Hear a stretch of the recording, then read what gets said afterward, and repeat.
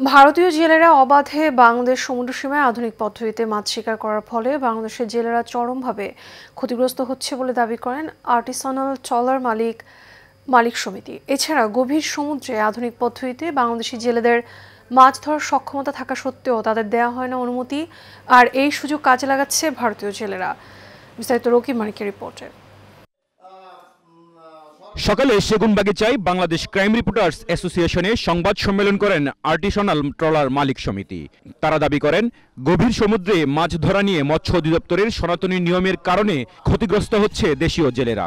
আধুনিক পদ্ধতিতে মাছ ধরার সক্ষমতা থাকা সত্ত্বেও দেওয়া হয় না অনুমতি, ফলে ভারতীয় জেলেরা গভীর সমুদ্র থেকে মাছ শিকার করে লাভবান হচ্ছে। ব্রিটিশ সরকারের আইনে ছিল 2500 মিটার বাসান জাল এবং বড় জাল এবং খাটো জাল আছে।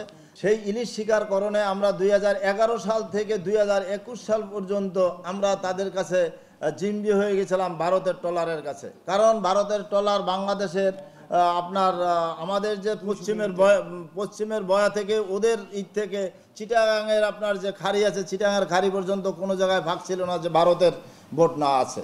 সংবাদ সম্মেলনে সমিতির সভাপতি মোহাম্মদ মাসুম বলেন, মৎস্য অধিদপ্তরের 40 মিটারের জাল ব্যবহারের অনুমতি দিয়ে থাকে, অথচ সারা বিশ্বে এখন 100 মিটারের গভীরে জাল ফেলে মাছ শিকার করা হয়। কি কারণে অনুমতি দেওয়া হয় না তা রহস্যজনক।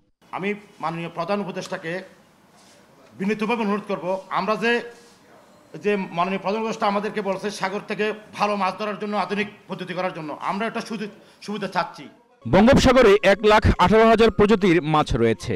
গভীর সমুদ্রের অনুমতি না থাকায় স্থানীয় জেলেরা শুধু 30 প্রজাতির মাছ শিকার করতে পারে। তাই দ্রুত নিয়ম পরিবর্তনের দাবি জানান ট্রলার মালিক সমিতি।